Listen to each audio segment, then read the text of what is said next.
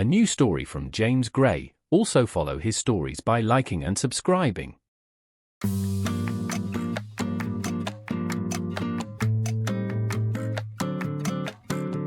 James Gray, a character of mystery and depth.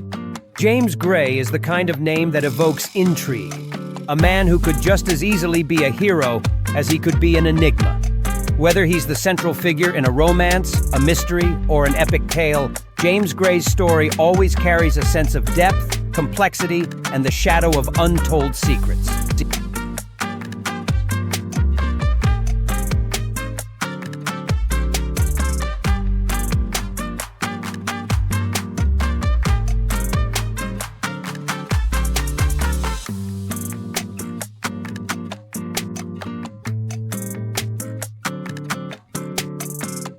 Treated like a rag at home by her husband, she decided to get back in an unimaginable way. Today you go know the story of Annabelle, a woman who dedicated your life to the husband being treated as one slave inside your own home.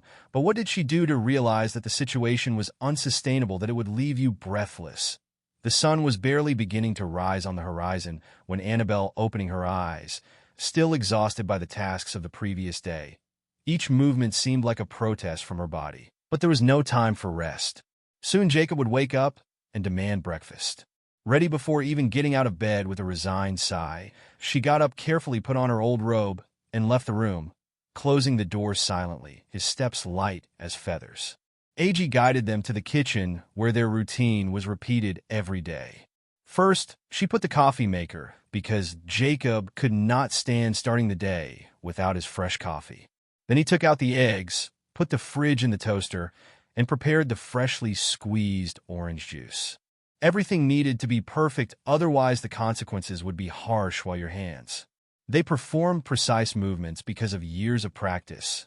Annabelle's mind wandered, questioning how he had gotten to that situation. The memories came back, clearly 10 years earlier on the day of his marriage. She was 25 years old and looked at Jacob with hope and love. He was older and more confident, promised a life of happiness and companionship, but the of a future together began.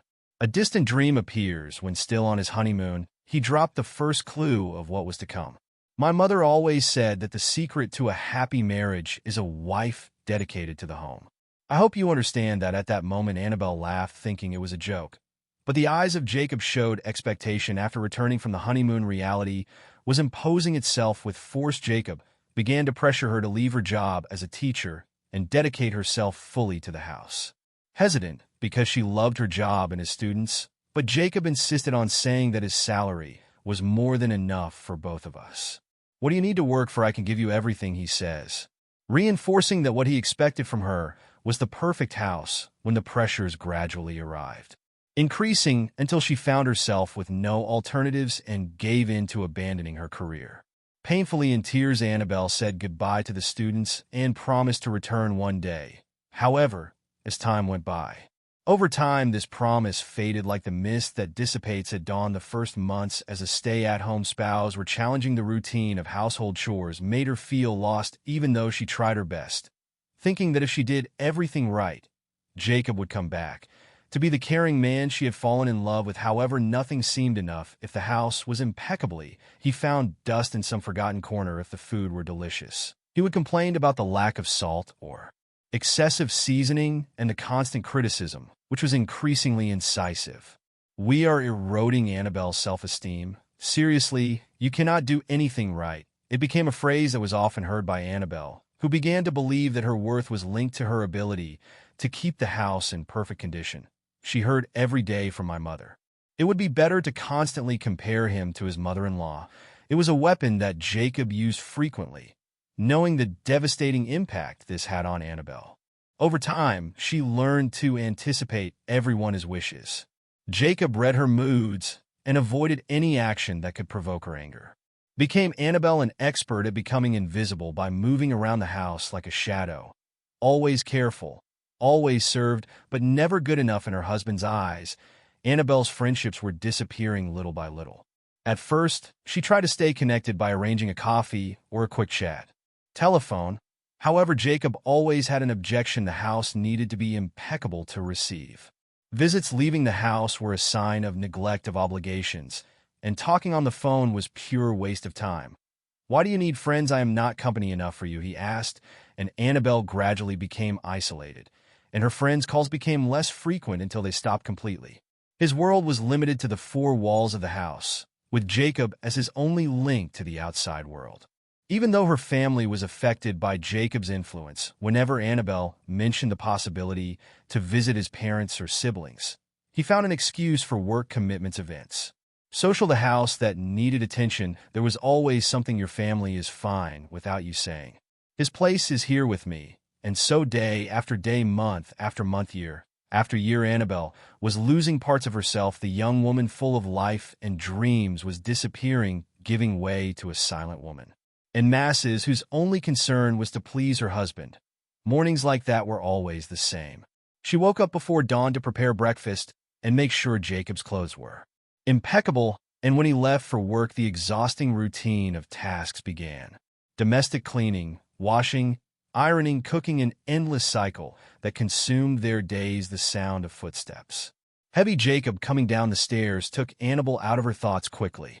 She put the breakfast on the table: scrambled eggs, crispy bacon, golden toast, orange juice, and a cup of steaming coffee, with everything just as he liked it. Jacob walked into the kitchen with his imposing presence. Dominating the room, tall, broad shoulders, meticulously groomed black hair, and wearing an impeccable suit that looked like the picture of success. Anyone who saw him on the street would never imagine the tyranny he exercised at home. "Good morning," he grunted, sitting at the table without even looking at Annabelle. "Good." The day, Jacob answered her softly, and slept while he ignored the question and started eating, analyzing each piece with a critical eye. Annabelle held her breath, waiting for the inevitable comment.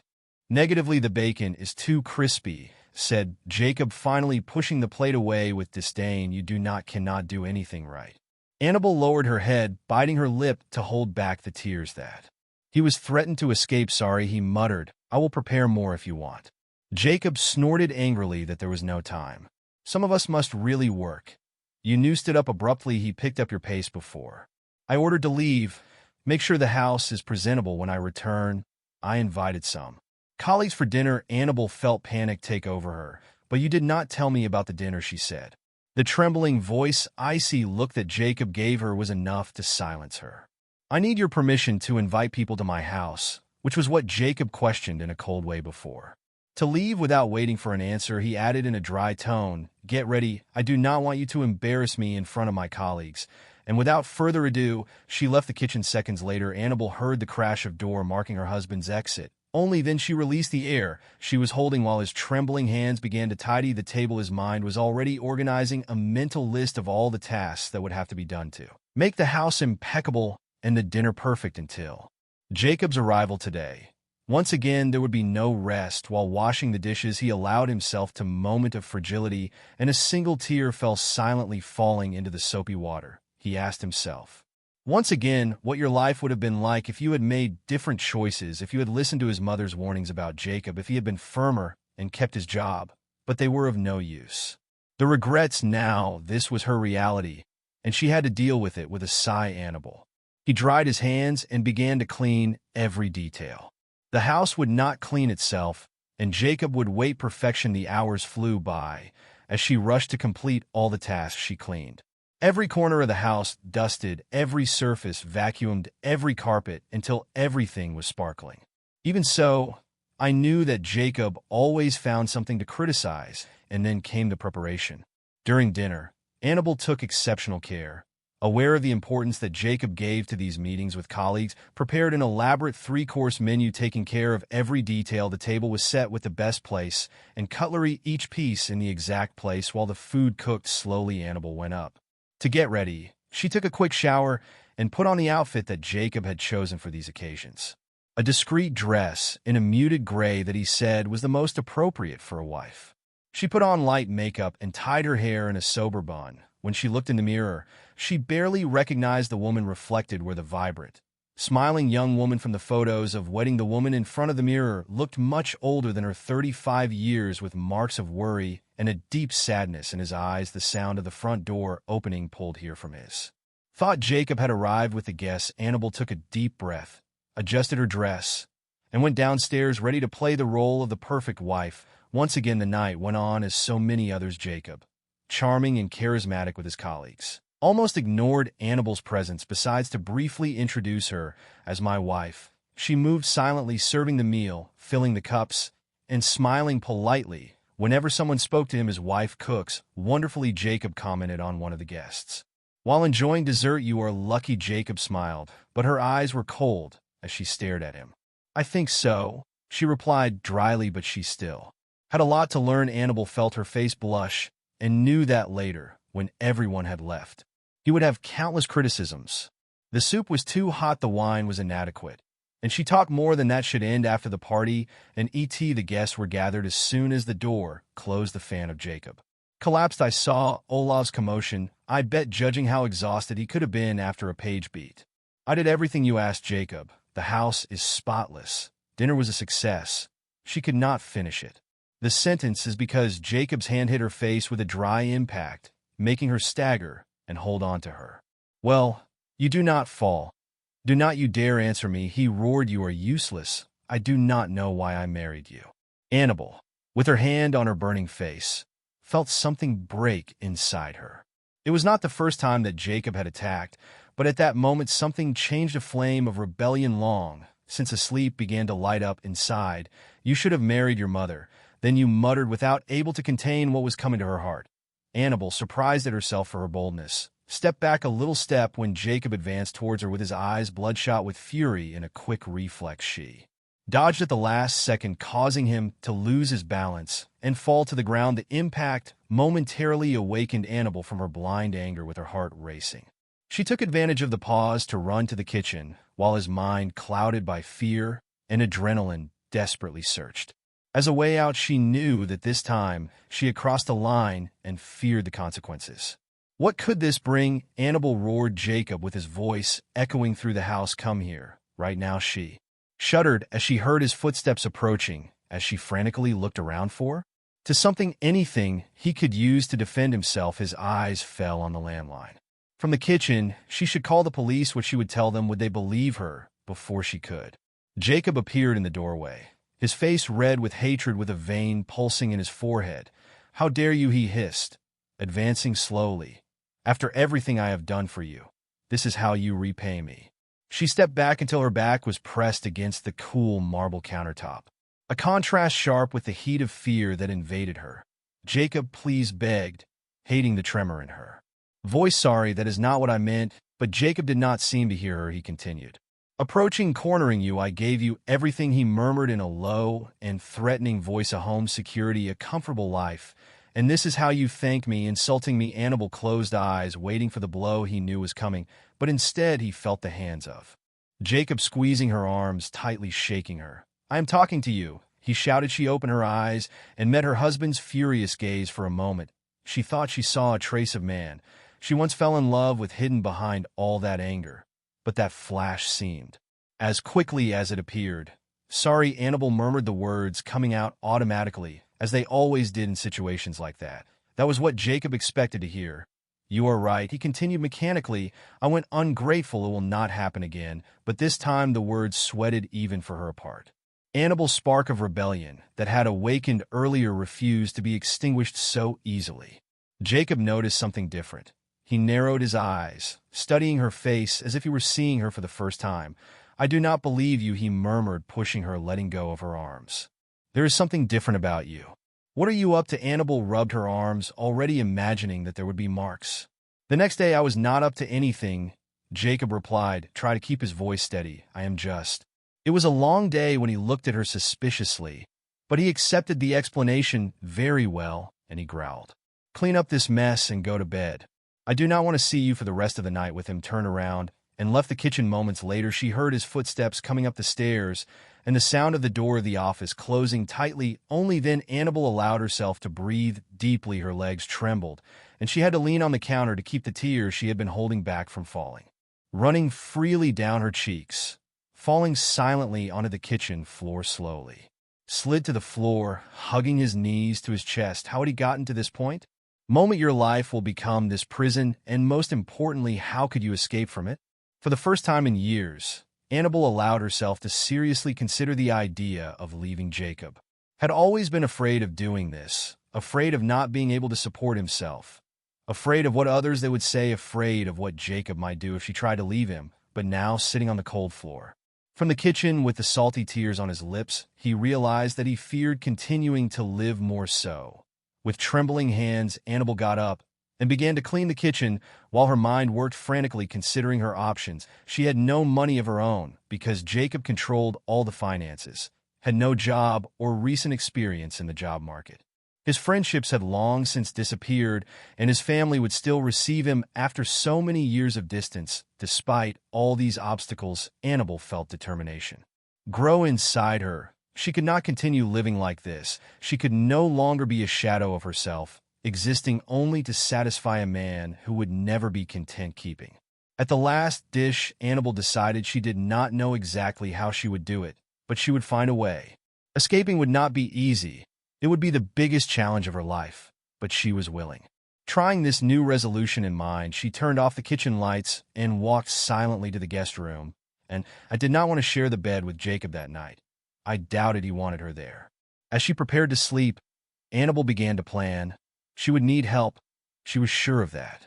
She could try to contact her sister, with whom she had always been close before Jacob isolated her, or look for an organization that helps women in situations like yours.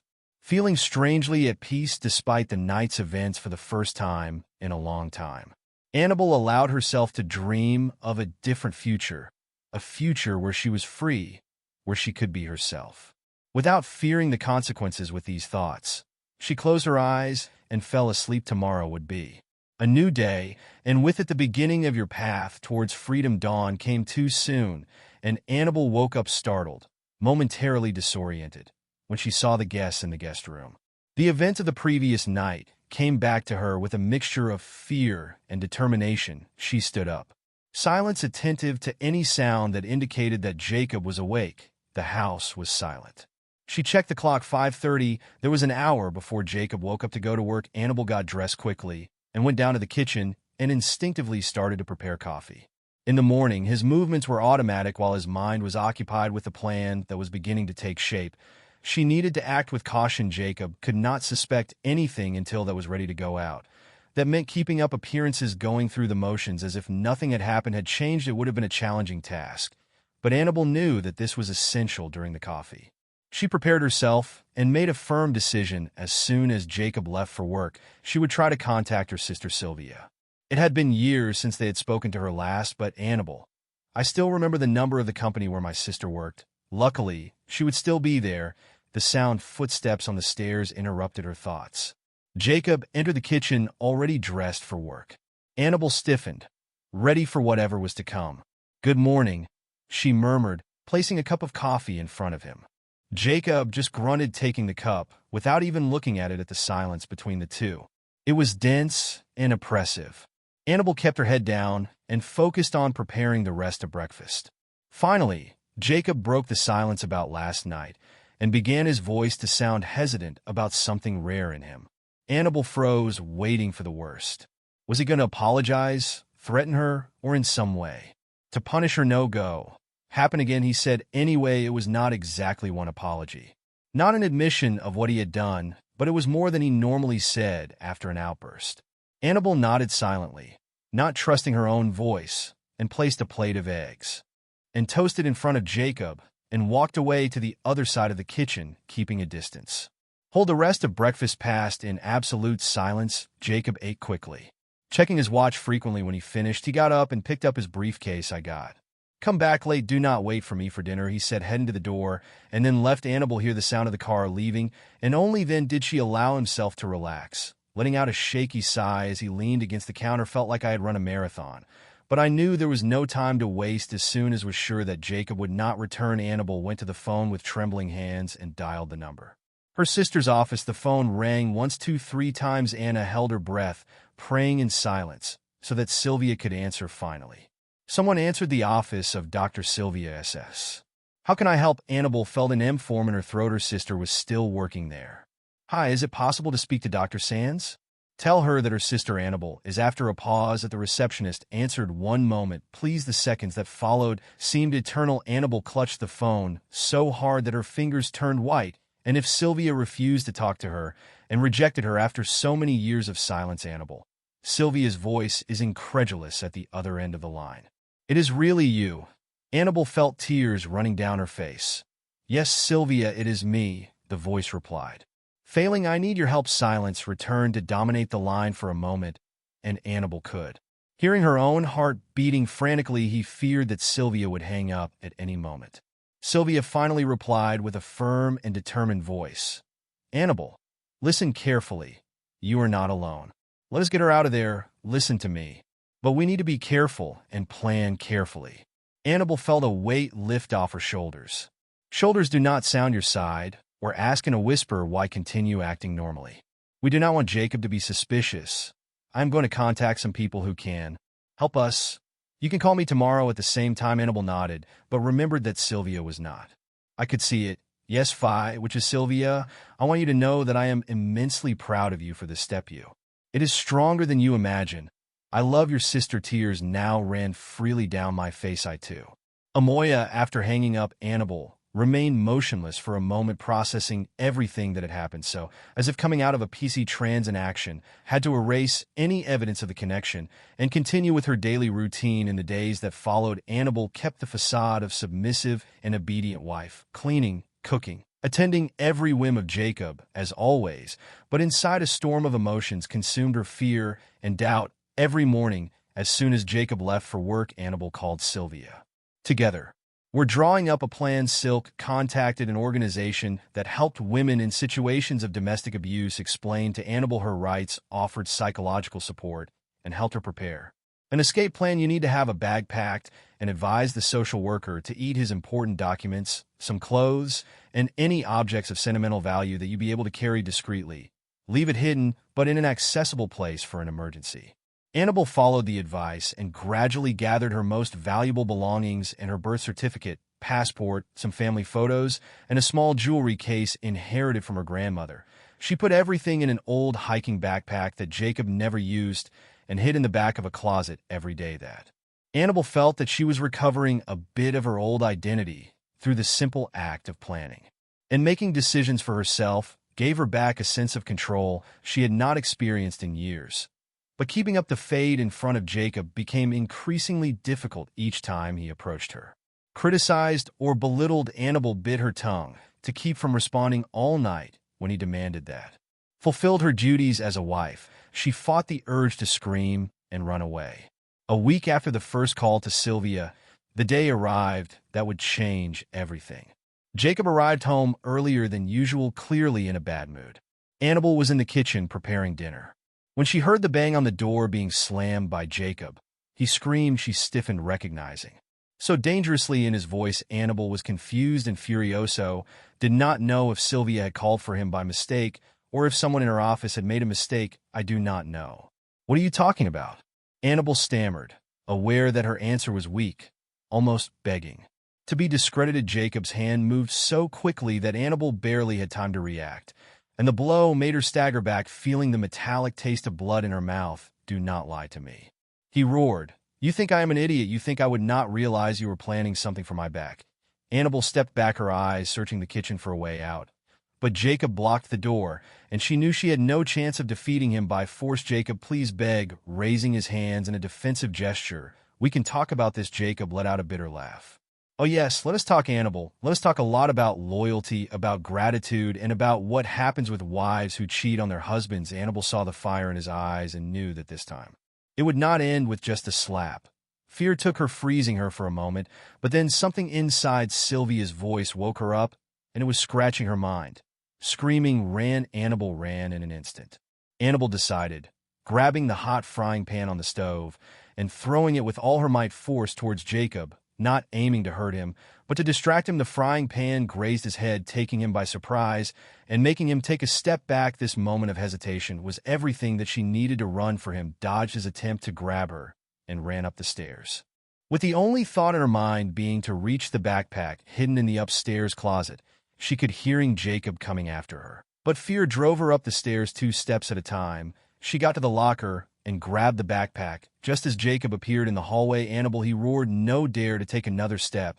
But Annabelle was no longer listening. With her backpack firmly held, she ran to the window of the room and opened it without thinking twice, going out onto the small balcony and saw Jacob entering the room with eyes full of hatred. Without hesitation, Annabelle began to climb down the vine that covered the outer wall. From the house was a risky descent, and the plant's thorns scratched his hands and arms, but the fear and adrenaline drove Annabelle. Jacob shouted, her voice becoming distant, muffled by the roar of the own heart. "If you walk out that door, don't even think about going back to those words that once terrified you." Now they sounded like a promise of freedom. As they touched the ground, Annabelle began to run down the street without looking back. I did not know exactly where I was going, but I knew I could not stop. With each step I felt the invisible chains that had kept her bound for so many years were beginning to unravel. Annabelle ran to her lungs burned, and his legs felt weak, and only then did she allow himself to stop and look around. Found herself in an unknown park, surrounded by trees and the distant sound of traffic. With trembling hands, she picked up the cell phone that Sylvia had sent him in secret a few days before and dialed the sister's number. Praying silently for her to answer, Sylvia's voice rang on the first ring. "Annabelle, are you okay? I just discovered the mistake in the office. I tried to call you desperately, Sylvia." Annabelle interrupted, her voice broken by crying and tiredness. "I left Jacob." For a moment silence followed, and then Sylvia's voice came back full of determination. "Okay, Annabelle, I will give you a safe address, a shelter. Go there and wait for me. I'm on my way." While I'm writing down the address, Annabelle felt a mixture of fear and hope.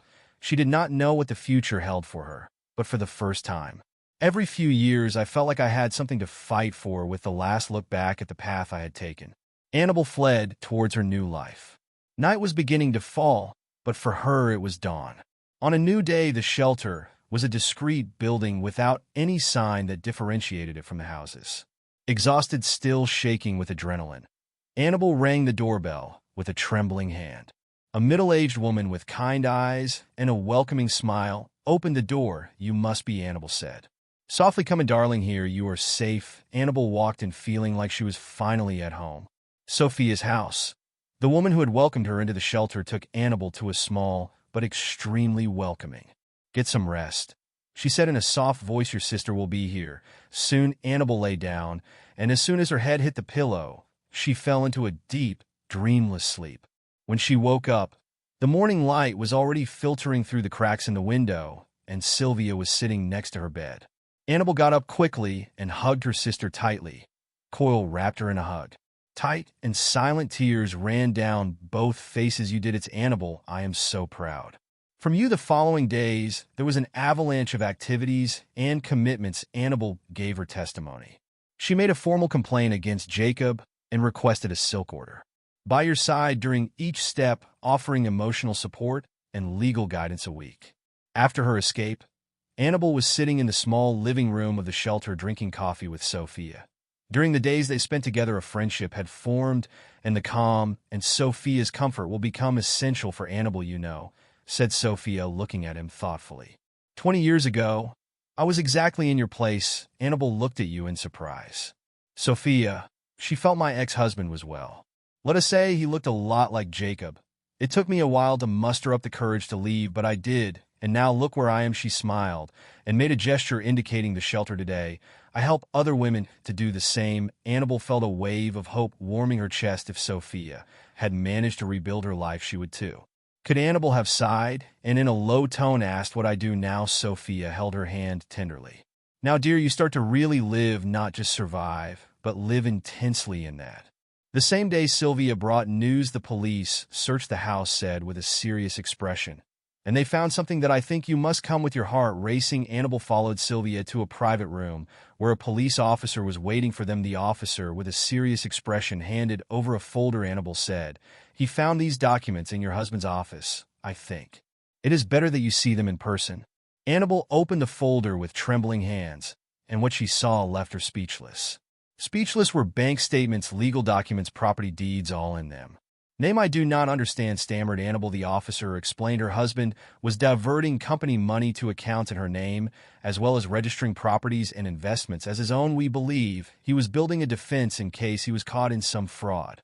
Annabel sank into a chair with Tanita. During all that time, she felt like a prisoner in his own home. Jacob had used his name to hide his wealth and illegal activities. Sylvia, who was reading the documents over Annabel's shoulder, let out an incredulous laugh. Annabel, do you have any idea what this means legally? All of this is yours. Annabel looked up, finding the sisters' gaze gradually. An ironic and triumphant smile formed on her lips. This means, I said, savoring every word, that I am free. In the months that followed, Annabel underwent a complete transformation. With the help of Sylvia and a team of lawyers, she managed to secure control over the assets that Jacob had placed in his name. The amount revealed was more than enough for Annabel to start a new life away from the shadows of past and full of possibilities for the future. Annabel was not interested in a life of luxury. Instead, she decided to use the money to help other women who were in similar situations. The one she had faced a year after her escape, Annabel found herself in front of a newly built building. Renewed at his side were Sylvia and Sophia, both smiling with pride. Are you ready? Asked Sylvia. Annabel nodded, feeling her heart overflow with emotion, and with a decisive gesture, she cut the ribbon. Who crossed the entrance and officially declared the Annabel Women's Support Center open. His voice was firm and clear, and applause erupted from the crowd gathered around as he looked to the smiling and emotional faces, some with tears in their eyes. Annabel Havisparenka saw the same hope in the eyes of women who, like her, had desperately sought a way out. In her opening speech, Annabel reflected on the path that had led her there. It was a journey, difficult, full of pain and fear, but also a process of self-discovery and an inner strength that I did not even know I had. This center, Annabel began with a voice full of passion. It is more than a building. It is a beacon of hope, a place where women can find the strength to say enough is enough, a place where can start rewriting their own stories by looking at the audience, his eyes shining with determination. To all the women out there who are stuck in situations that have no way out, I say hope, help, and a better life awaits you. As you finish your speech, Annabel felt a sense of fullness she had never experienced before. She had transformed her pain in purpose as suffering into strength for others. That night, as she prepared to sleeping in her new apartment, Annabel found a folded note on the bedside table and recognized it. Handwriting by Sylvia. Dear Annabel, the note said, remember when you called me asking for help at that moment? I thought I was saving you. I realized that by finding your strength, you saved us all. I am enormously proud to call you sister. With all my love, Sylvia. Annabel folded the note and pressed it to her heart as he looked out the window at the city lights for the first time. For the first time in her life, Annabel was not afraid of tomorrow. For the first time, she was looking forward to what the future holds. Future could bring, lay down with a smile on his lips, knowing that the next day would be another opportunity to be effective, another day to live fully, and another day of freedom. Thank you so much for watching this video. Like and subscribe to help me grow.